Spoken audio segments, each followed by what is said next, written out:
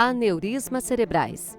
Um nome que assusta bastante quando falamos sobre neurologia. Os aneurismas cerebrais são envoltos em receios e medo, principalmente quando este quadro está perto de nós. E um dos melhores jeitos de lidar com qualquer doença é a conhecendo e desmistificando. Afinal, você sabe o que é um aneurisma cerebral? Os aneurismas cerebrais são malformações das artérias intracranianas. Se a gente imaginar que as artérias vão ser como se fosse um encanamento que levam o sangue do coração para o cérebro, esses vasos, quando estão dentro do cérebro, eles também vão funcionar como um encanamento que vai se dividindo cada vez mais. Principalmente nas regiões em que a gente tem a divisão, a bifurcação desses vasos, mas também ao longo do próprio vaso, nós podemos ter alguns pontos de fraqueza, em que esse vaso ele começa a ter uma dilatação, formando como se fosse uma pequena bexiga, e essa dilatação vai acumular um pouco de sangue, ser um ponto de maior fragilidade, que é o que a gente chama de aneurisma cerebral. Estima-se que 3,2% da população sem comorbidades possua algum tipo de aneurisma cerebral, sendo a prevalência da idade média de 50 anos e igual proporção entre os gêneros feminino e masculino. O aneurisma também pode estar associado a alguns fatores de risco, tais como síndromes hereditárias, histórico familiar de primeiro grau da doença, hipertensão, aterosclerose, tabagismo e etilismo. No entanto, o que causa mais medo de forma geral é a ausência de sintomas. O aneurisma cerebral é uma doença silenciosa. Esses aneurismas cerebrais, na maior parte das vezes, não causam sintoma nenhum, diferente do que muitas pessoas acreditam. O aneurisma cerebral, ele, na maioria das vezes, só vai causar sintomas quando ele rompe.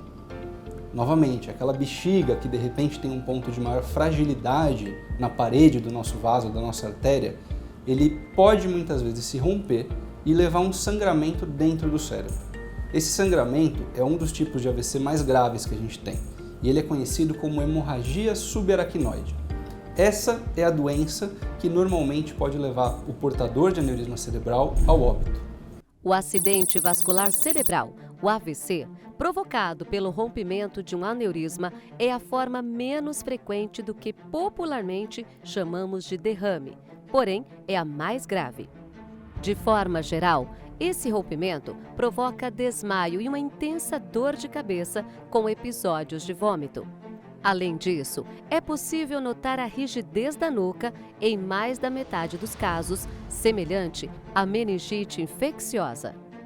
Diante da ruptura de um aneurisma cerebral, existem alguns indícios que permitem projetar certa previsibilidade ao prognóstico. Estes são divididos em escalas de gravidade, sendo elas: primeiro grau, dor de cabeça leve e sutil, sensibilidade à luz, chance de sobrevivência 80%.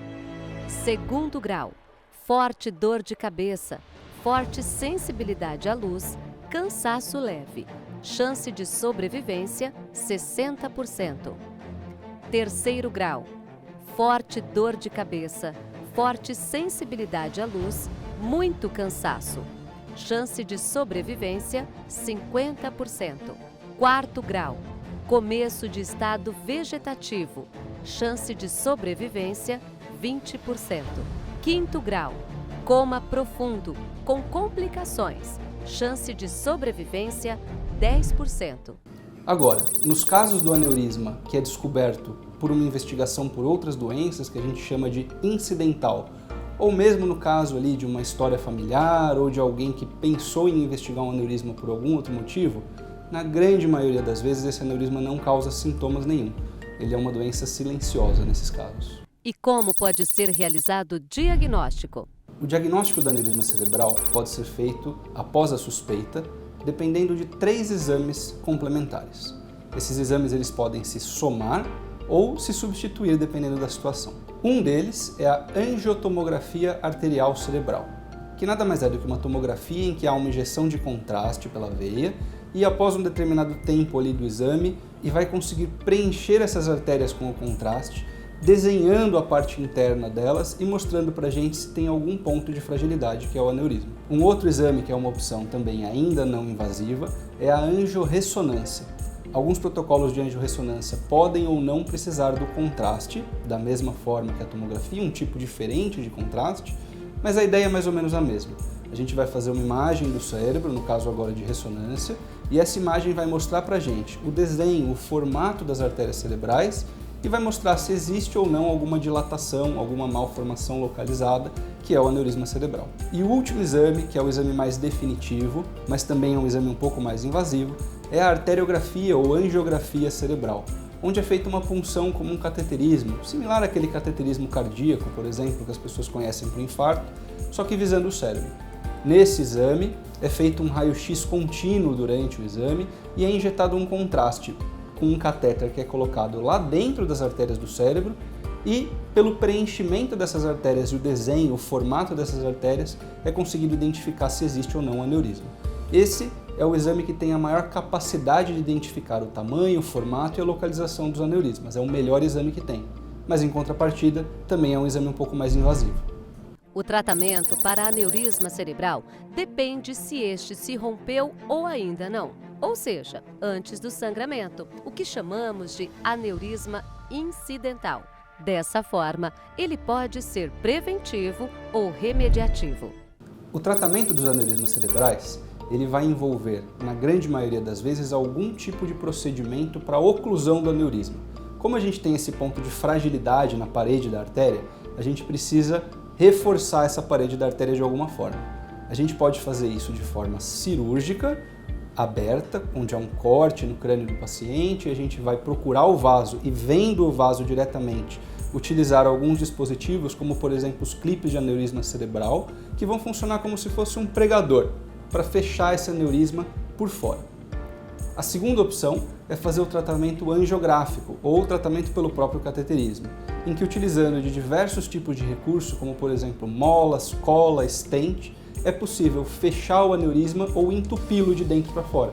E uma vez que ele está entupido, a chance do rompimento é muito menor.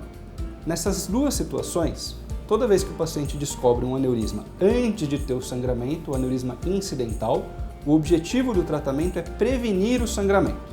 Já nos casos em que o paciente já teve o sangramento, o objetivo principal passa a ser o controle desse sangramento para evitar que a gente tenha complicações a mais do que as iniciais depois do sangramento. A única maneira conhecida de prevenir a formação de um aneurisma é reduzindo os fatores de riscos que apresentamos. Então, tenha uma vida saudável, pautada pela prática de atividade física, boa alimentação e sem maus hábitos. E no caso de histórico familiar, invista em rastreamentos periódicos.